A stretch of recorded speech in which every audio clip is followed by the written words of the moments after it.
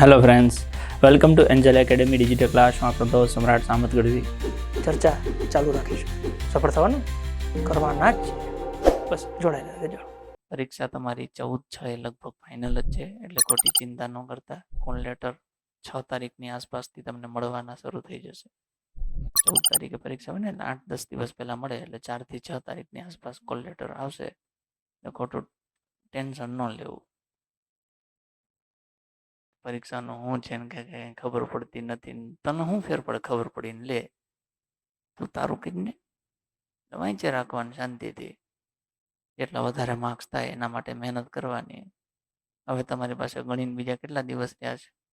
37 દિવસ થયા ને. 38, 39, 40, 19 દિવસ જેવું રહ્યું. 18-19 દિવસ. બરાબર. હા, આવી ગઈ પરીક્ષા. લે કે હમણાં પછી બીજી જાહેરાત આવી જશે. 5,500-6 હજારની બીજી વેકેન્સી પડશે એવું સમાચાર છે. આવી ગયું 6 તારીખે કોલ લેટર છે. બસ તમે એમાં જ ધ્યાન દો, એટલે કોર્સ આખો પતી જાય ને તમે હવે કોલ લેટર નીકળી જાય. ચાલુ લેક્ચરમાં કેવડી ખબર પડી તમને કોલ લેટર આવી ગયું? કેમ કે તમારું ધ્યાન ન્યા હતું. બહુ હતું. બીજું શું છે?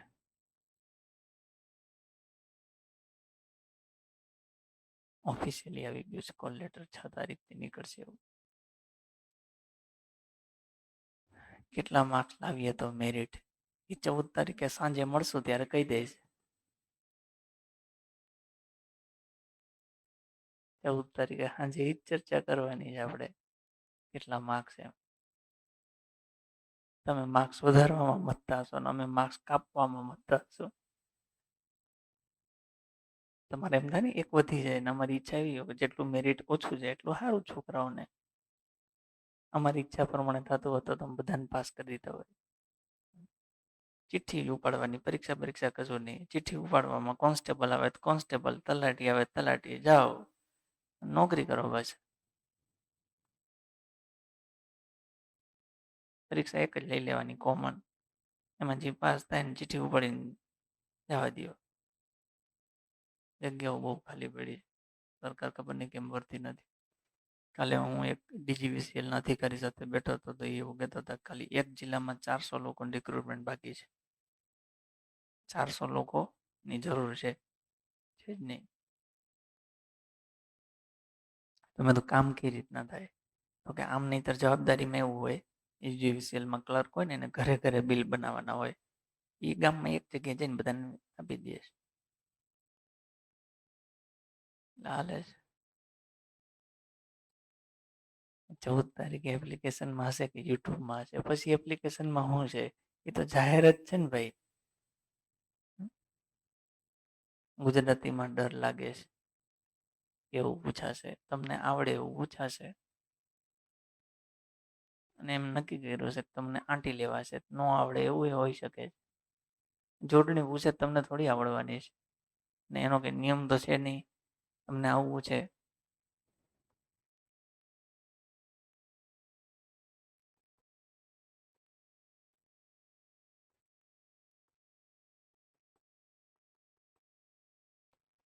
અહીંયા સામત ખાલી જગ્યામાં અભ્યાસ કરતો હતો 1 નંબર. પછી 1 નંબરમાં તમને ઓપ્શન આપે A, B, C અને D.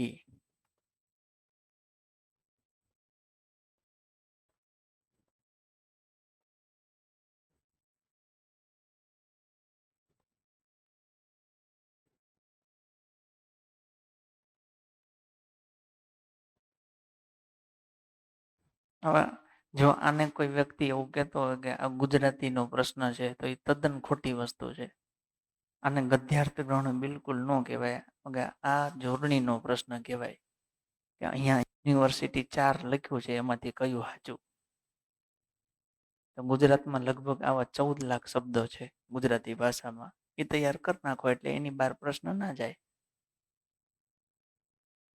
સિમ્પલ છે, કંઈ અઘરું નથી. યુનિવર્સિટી તમને લખતા આવડતું હોવું જોઈએ. તો યુનિવર્સિટીમાં નિયમ છે કે બધું નાનું નાનું આવે, છેલ્લે મોટું આવે. યુનિવર્સિટીમાં બધું શું આવે? નાનું નાનું. એવો એક નિયમ છે ગુજરાતીમાં. કે અંગ્રેજી શબ્દ તમે ગુજરાતીમાં લખો ને કે તો આગળનું બધું નાનું નાનું નાનું છેલ્લે આવે એ મોટું. તો એ પ્રમાણે 4 ઓપ્શનમાંથી યુનિવર્સિટી એટલે આ ઓપ્શન બરાબર છે. તો આને જોડણી કહેવાય. એવું આ લોકોએ આગલી વખતે 10 પ્રશ્ન એવા પૂછ્યા હતા. એવું હું નથી માનતો કે એનો કોઈ રસ્તો હોય. હા, એક રસ્તો છે કે લાઈનસર 5 પ્રશ્ન હોય તો 5 એ 5 ડી કરી નાખવાના.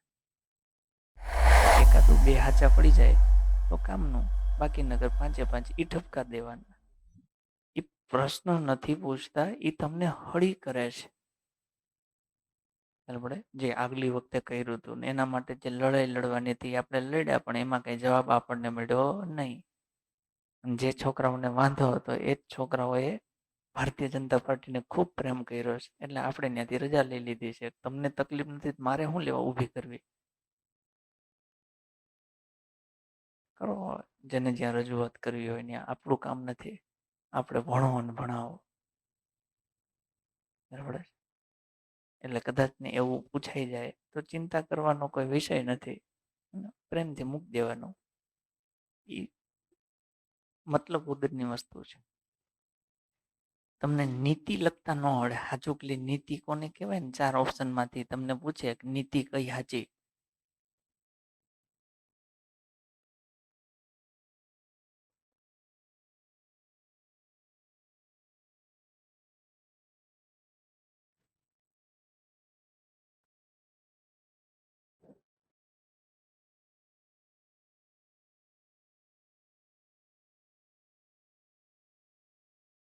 ખરેખર એમને જે કીધું હતું ને એવું કીધું હતું કે ફકરા ઉપરથી જવાબ લખો. તો ફકરામાં નીતિ લખેલું હોય ને તમને પૂછે તો એ વ્યાજબી કહેવાય. એ લોકો નીતિ આવે ને ખાલી જગ્યા કરી નાખે. હવે લખો કે આમાં ફકરા પરથી જવાબ લખવાનો છે, જાતે થોડો લખવાનો છે, એવું સમજતા નથી. હવે ઓલી વખતે માની લો કે ભૂલથી થઈ ગયું હોય તો આ વખતે ધ્યાન રાખે તો કદાચ ન એ પૂછે. પણ ઓલી વખતે એમને કીધું હોય કે નહીં, ઓલી વખતે પૂછ્યું હતું ને આ વખતે પૂછવું છે, તો આનું કોઈ સમાધાન નથી. રહી વાત લોકો એવું કે હું ગુજરાતીના લીધે ધારો કે નાપાસ થયો, એ તદ્દન ખોટી વાત છે. આખા પરીક્ષામાં 120 200 માર્ક્સના પેપરમાંથી ટોટલ ગુજરાતી 20 માર્ક્સનું, એમાંથી 10 માર્ક્સનું ગધેડાને આવડે એવું હતું. ગધેડો પેપર લખે ને તો એને 10 હાચા પડે, બાકી પ્રશ્ન હતા 10. તો એ 10 તમે મૂકી દો તો વાહે 190 વધ્યા. 190માંથી હાઈએસ્ટ 122 જેને હોય ને એને સરકારી નોકરી મળી ગઈ છે. 122 મતલબ કોઈ પણ કેટેગરીમાં તમે આવતા હો એનાથી ઓછું છે. આ ઓપન કેટેગરી મેં લખ્યું 122 હોય તો નોકરી, તો 190માંથી 122 લાવવાના હતા. તમે શું કરવા એવું કહો છો કે ગુજરાતીને લીધે ના પાડતો? બીજામાં ઉખાડી લેવું હતું ને તમારે, કોણે ના પાડી હતી? અને એવું તો થવાનું છે દર વખતે, દરેક પરીક્ષામાં કંઈક નવું થશે. એ શું થશે એ જે દિવસે પેપર હશે તેથી જ ખબર પડશે. આમાં એવું થાય, આની પહેલા ધારો કે પરીક્ષા કોન્સ્ટેબલની હતી, 100 માર્ક્સનું પેપર હતું, એમાં 10 પ્રશ્ન કોમ્પ્યુટરના પૂછેલા. 100 માર્ક્સના પેપરમાંથી 10 પ્રશ્ન કોમ્પ્યુટરના. જે કોમ્પ્યુટર વાંચીને ગયું હોય તો 10માંથી એને 8 9 આવડે, ન વાંચ્યું 10માંથી એક સિંગલ ક્વેશ્ચન ન આવડે, ત્યારે કોમ્પ્યુટરનું પૂછ્યું. એક વખતે એવું કર્યું, પરીક્ષામાં 100 માર્ક્સના પેપરમાંથી 30 પ્રશ્ન રિઝનિંગના પૂછ્યા. રિઝનિંગના 30 પ્રશ્ન, ગણિતનો ખાલી એક જ પ્રશ્ન, એ આવો 5 ભાગ્યા 5 ખાલી જગ્યાએ. બાકી 30 પ્રશ્નો રિઝનિંગના પૂછી નાખ્યા. તો એ રિઝનિંગ ઉપર ફોકસ કર્યું. પછી તમારી પરીક્ષામાં આ છેલ્લે કેમ પીએસઆઈમાં 38 પ્રશ્ન કરંટના પૂછી નાખ્યા. એ તો કરશે જ તે. તમારે ત્યારે સમજવાનું છે કે મારે આમાં શું રસ્તો કરવો. રસ્તો એક જ છે, પ્રશ્ન આવડે છે તો જવાબ ટીક કરો, નથી આવડતું તો ઈ કરો, ખોટી હોશિયારીમાં નહીં જવાનું. તમને એવું પૂછે કે ઝાંસીની રાણી એ કોના પત્ની હતા? તો 4 ઓપ્શનમાં તમે વાંચો ને તો તમને યાદ આવી જાય ગંગાધર રાવ. એવું યાદ આવી જાય 4 ઓપ્શનમાંથી, તમે ગંગાધર ટીક કરો તો સાચું જ પડે. પણ તમને એવું પૂછે ઝાંસીની રાણીની માતાનું નામ શું? પછી તમારે 4 ઓપ્શન વાંચવાની જરૂર નથી. વાંચીને તમે કંઈ નથી ઉખાડી લેવાના, કેમ કે તમારા મનમાં કોઈ દી શબ્દ આવ્યો જ નથી. તો તમારે એને શું કરી નાખવાનું? તમને સ્વામી વિવેકાનંદના માતાનું નામ પૂછે ને તો તમારે યાદ રાખવાનું. એ 4 ઓપ્શન વાંચો ને એટલે ભુવનેશ્વરી દેવી આવે ને એટલે તમને લિંક થઈ જ જાય કે મને આ લાગે છે તો ઠપકારો. પણ તમને કસ્તુરબાની માતાનું નામ પૂછે તો એને પ્રેમથી ઈ કરી નાખવાનું. એમ જે પ્રશ્નો હોય એવા પ્રશ્નો દરેક પરીક્ષામાં 20 થી 30 હશે. કેટલા? 20 થી 30, જે પ્યોર તમને હળી કરવા માટે જ મૂકવામાં આવ્યા છે. તમારે એ પ્રશ્નને કોઈ લેવા દેવા નથી. દેશી ભાષામાં આપણે કહીએ ને તો ઓકાત બહારની વસ્તુ છે. તો એ આપણને ખબર પડી જાય કે અમારી ઓકાત બહારનું છે તેને મૂકી દો. અને બીજું તમારે સાચવવાનું છે ટાઈમ. જે પ્રશ્ન ટાઈમ ખાઈ જાય એ પ્રશ્ન ક્યારેય વચ્ચે શરૂઆતમાં લેવાનો નહીં. એ બધું છેલ્લે. પહેલા રાઉન્ડમાં એવા જ પ્રશ્ન લેવાના, જોઈન જવાબ, જોઈન જવાબ, જોઈન જવાબ. અને પહેલા હંમેશા સેક્શન બી જ ઉપાડવાનું છે. પહેલા કલાકમાં સેક્શન બી તમારા આરામથી પતી જશે. 60 મિનિટમાં 120 પ્રશ્ન આરામથી પતી જાય. એની પહેલા પતી જશે. અઘરું હશે તોય તે ને સહેલું હશે તોય તે. પછીના કલાકમાં ડાયરેક્ટ આવી જવાનું. સહેલું સહેલું ગોતી ગોતીને ટીક કરવાનું.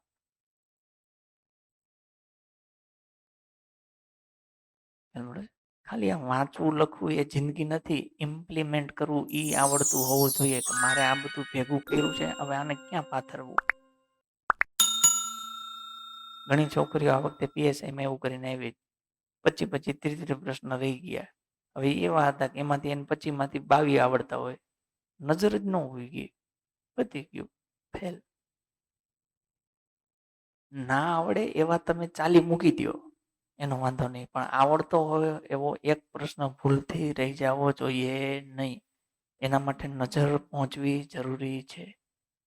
તમને ધારો પ્રશ્ન એવું પૂછે કે નાગાલેન્ડનું મુખ્ય મથક અથવા નાગાલેન્ડનું પાટનગર કયું છે, તો જેવું તમે વાંચો એવું તરત આવે કે નાગાલેન્ડનું કોહિમા. આમાં ક્યાં વિચારવાનું એવું? પણ તમારી નજર પૂગે તો ને. તમારી નજર જ ના પૂગે તો.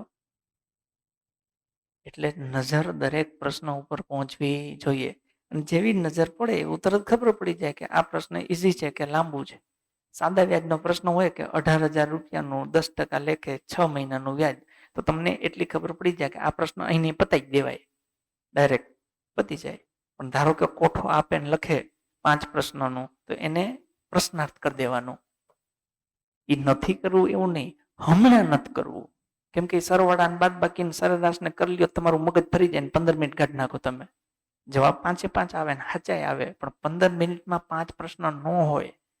એ છેલ્લી 15 મિનિટમાં બધું પતી જાય પછી જ રખાય. 15 મિનિટમાં વાહે બીજા 45 પ્રશ્નો પતી જાય. એટલે પહેલા તમારે નજર નાખવાની છે દરેક પ્રશ્ન ઉપર. બરાબર છે? એક એક પ્રશ્ન ઉપર નજર પડી જવી જોઈએ. તો વાંધો ના આવે. આનું ફેરવી જ નાખવાનું. નજર પડે એટલે ડાયરેક્ટ ટીકડું મારવાનું, કઈ ઈ કરવાનું. અને પેપર અઘરું હોય તો 60 ઈ કરવા પડે તો કરવા પડે. 60 ઈ કરી નાખો ને તો ફાયદો શું થાય ખબર છે? 15 માઇનસ થતા બચી જાય. બાકી 60 ખોટા પડે ને તો 15 બીજા લઈને જાય. ખોટા પડે તો કઈ વાંધો નહીં, ખોટું પડે એના કરતા ઈ કરવું સારું. પણ અમુક પ્રશ્ન આપણે જોઈએ ને તો આપણને એવું થાય કે આમાં સી આવે, એવું અંદરથી થઈ આવે. એ ઠપકાર ન દેવાનું. સબકોન્શિયસ માઇન્ડ એ સેવ કરીને બેઠું હોય. તમે વાંચો ને ત્યારે તમને યાદ ના આવે, પણ એ પ્રશ્ન જો ને તો તમને એવું લાગે કે મને આમ સી જેવું થાય છે. કન્ફર્મ વાંચવું જોઈએ, ઠપકાર દેવાનું, એમાં કઈ વાંધો નહીં. પણ હાવ લમણું ન મારતું હોય એને મૂકી દેવાય, ખોટું જોખમ લેવાનું નહીં. એ ધ્યાન રાખવાનું. તમને ધારો કે એવું પૂછે કે આ શીતળાની રસીના શોધક કોણ, તો 4 ઓપ્શનમાંથી તમને એવું લાગે કે મને એડવર્ડ જેનર લાગે છે, તો ટીક કરી દેવાનું, કઈ વાંધો નહીં. પણ એવું કંઈક નવું પૂછી નાખે ઓકે તો એને મૂકી દેવાનું, એટલે પેપર ઉપર જશે. પણ આટલું ધ્યાન રાખવાનું, પહેલી નજરે ફતે ને એવા પ્રશ્નો ઉલાડી નાખવાના. હવે ધારો કે કથક નૃત્ય કયા રાજ્ય સાથે જોડાયેલું છે, એમાં થોડું કઈ તમારે વિચારવાનું આવે. તમે વાંચો કથક તો તરત ટીક થાય ઉત્તર પ્રદેશ.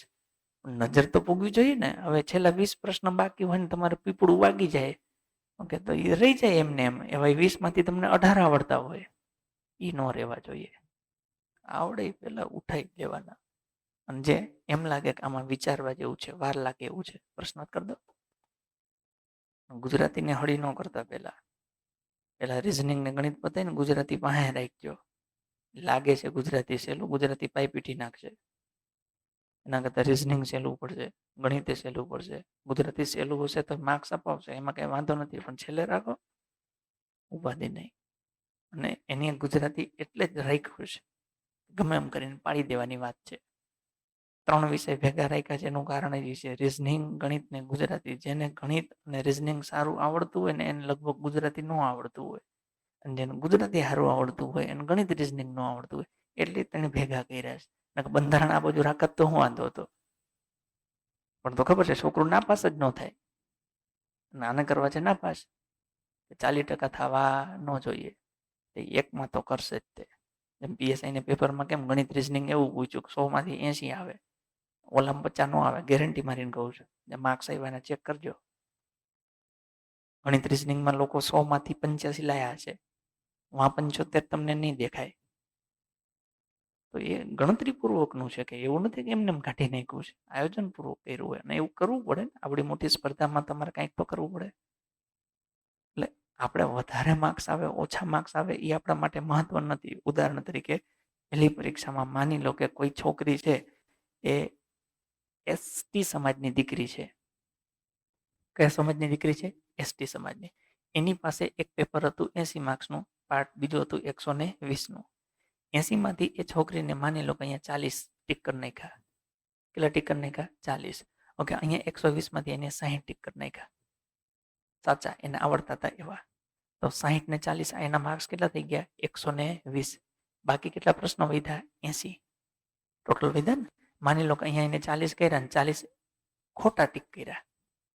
એને ખબર છે કે મને જવાબ આવડતા નથી, તો એને ઠપ કર્યા. અહીંયા 60 કર્યા ને 60 એમને ઠપ કર્યા, જે એના ખોટા પડ્યા.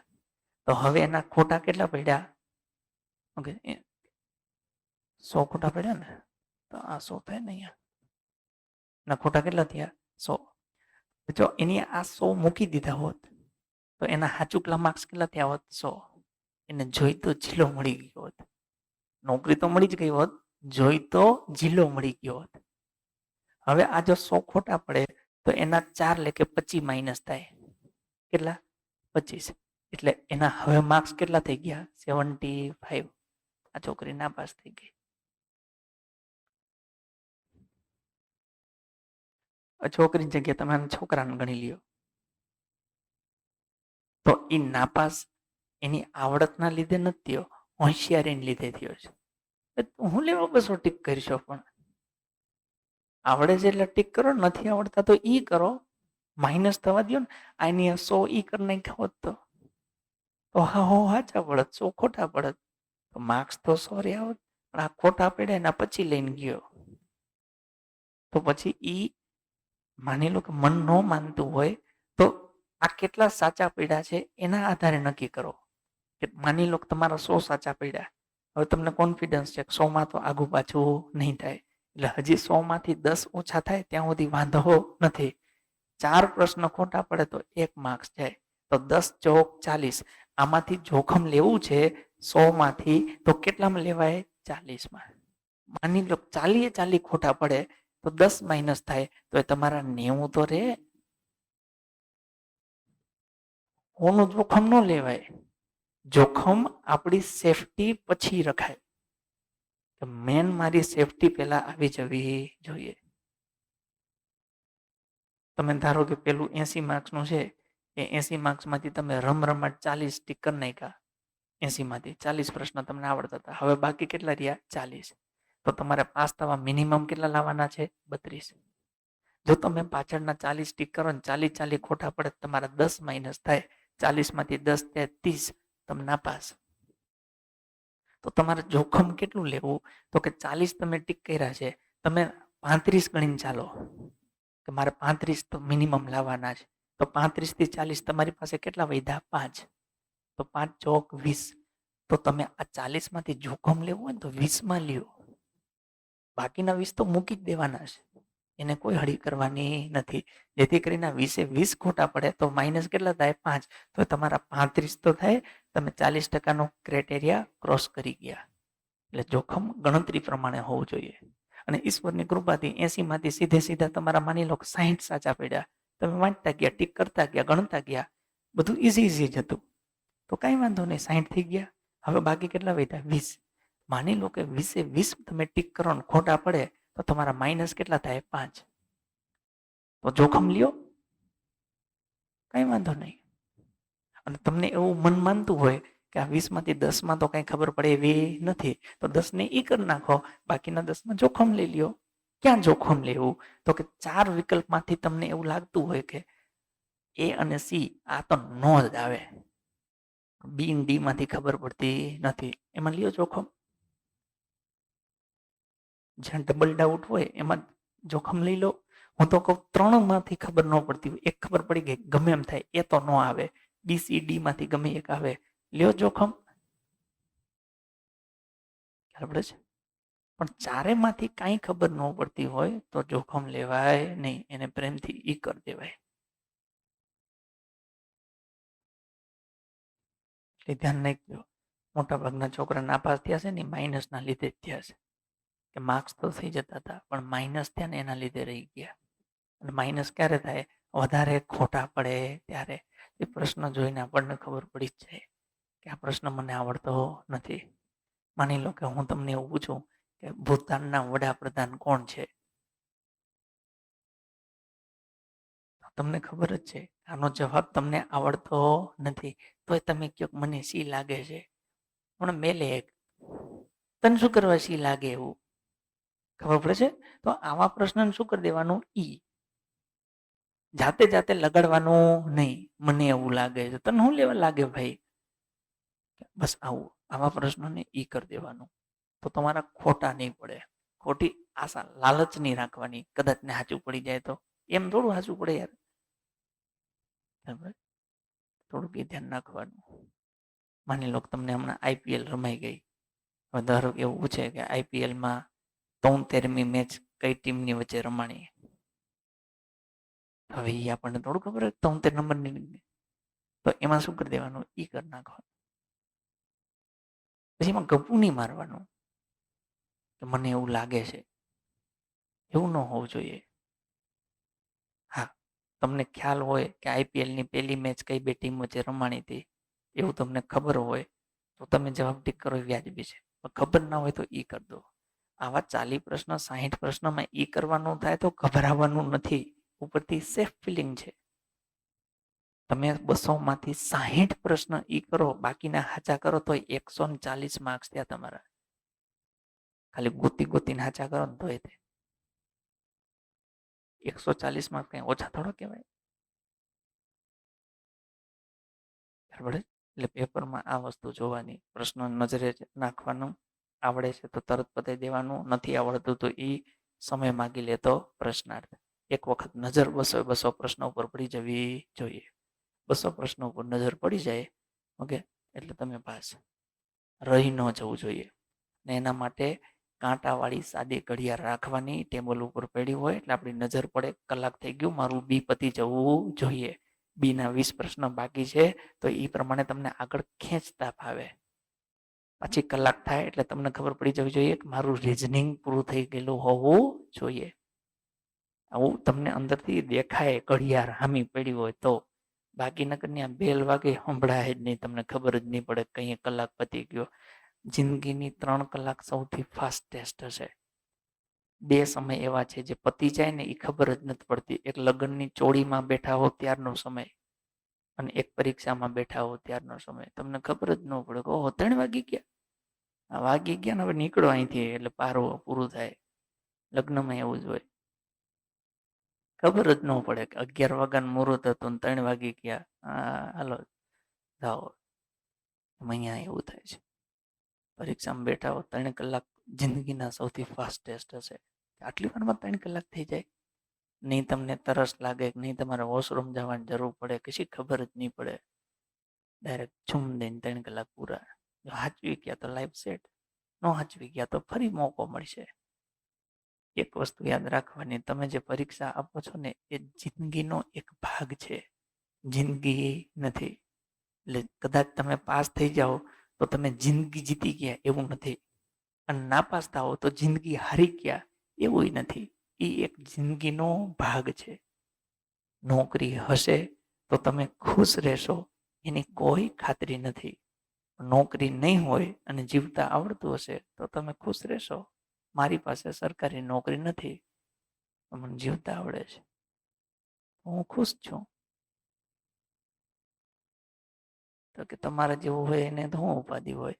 હું કે મારા બાપા પાસેથી થોડો લઈને આવ્યો હતો, 10 વર્ષ પહેલા હું તમારી જેમ જ હતો.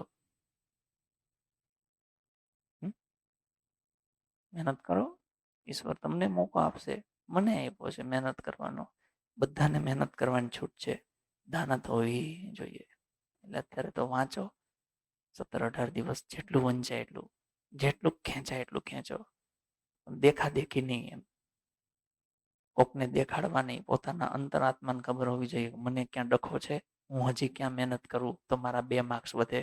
તમે દરેક વિષયમાં 2-2 માર્ક્સ વધારો, તમારી પાસે 10 વિષય છે, 20 માર્ક્સ વધી જાય. ખાલી એક વિષયમાં કેટલા? 2, વધારે નહીં. અને તમને ખબર છે તમારું નબળું પાસું કયું છે, તમારું સબળું પાસું કયું છે. તો જે તમારું નબળું પાસું છે એને થોડો થોડો ધક્કો મારો, વધારે નહીં, મૂકી ન દેવો. અને પરીક્ષા પૂરી થાય, પરીક્ષા ખંડમાંથી બહાર નીકળો ત્યાં સુધી હાર નહીં માનવાની અને હિંમત નહીં તૂટવા દેવાની.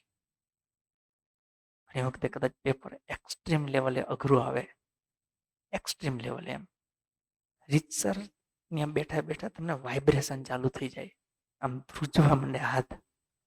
કંઈક ગમત ન પડે કે સારું પહેલામાં ખબર ન પડી, બીજામાં ખબર ન પડી, ત્રીજામાં 20-25 પ્રશ્નમાં સિંગલ પ્રશ્ન અટેમ્પ ન થાય. એમ માણસનો સ્વભાવ છે, અંદરથી પીડા ઉપડે ત્યારે શાંતિથી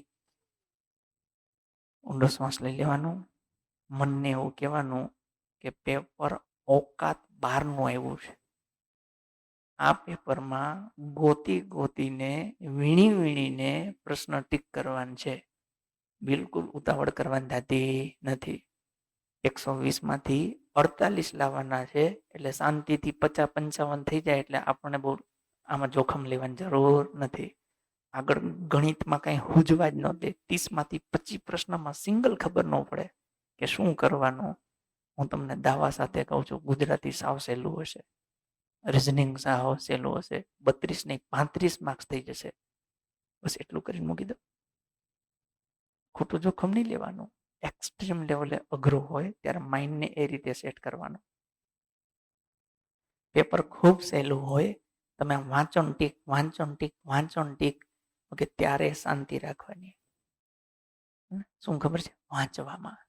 મેં તમને કેમ હમણાં આગળ ઉદાહરણ આપ્યું કે અસમનું શાસ્ત્રીય નૃત્ય, ગેરંટી મારીને કહું દોસ્ત, પેલું જ ઓપ્શન બિહુ લખ્યું હોય અને લગભગ ગામે બિહુ ઠપકાર્યું હોય. શાસ્ત્રીય નૃત્ય તો ઘરે આવે ને પછી અમે સોલ્વ કરાવીએ ત્યારે એ જોવે, ઓહો સીટ, કે હવે હું સીટ પડે છે. એટલે સહેલું પેપર હોય એક્સ્ટ્રીમ લેવલે ત્યારે વાંચવાનું ધ્યાન રાખવું. તો જ્યારે તમે વાંચતા હો ને ત્યારે શાસ્ત્રીય નૃત્યમાં તમારી પેન્સિલ અડી જવી જોઈએ કે અસમ એનું શાસ્ત્રીય નૃત્ય પૂછ્યું છે. આ પેન્સિલ અડી જાય ને એટલે ક્લિક થતું જાય. પછી પ્રશ્ન પાછળ છે નથી આવે એટલે રાઉન્ડ ધબકારી જ દેવાનું, નથી એટલે બ્રેક મારી દેવાની છે. એવું જીરવવું પડે. અઘરું હોય તો વીણીને સોલ્વ કરવાના, સહેલું હોય તો ભૂલથી ખોટું ન થઈ જાય એ ધ્યાન રાખવાનું. નીચેનામાંથી કર્કવૃત ગુજરાતના કયા જિલ્લામાંથી પસાર થાય છે.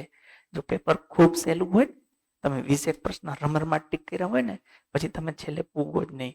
કર્કવૃત ડાયરેક્ટ મહેસાણા ટીક મારો, પણ જોતો ખરો નથી પૂછ્યું તાર ડોહો. એવું છે નથી, જોતા જ નથી. કેમ ખબર છે? હવામાં આવી જાય. 20 મિનિટમાં તો પેપર પૂરું કરી દો. તારે ક્યાં માંડવામાં બેહવાનું છે? તમને 3 કલાક સુધી બહાર નહીં જવા દે. તમે કલાકમાં પેપર પૂરું કરો, બહાર નહીં જવા દે. 2 કલાકમાં પૂરું કરો, બહાર નહીં જવા દે. તો શું કરવા ઉતાવળ કરવાની છે? નિરાતે શાંતિથી તમારે 1 કલાકમાં આખું પૂરું કરવાનું છે.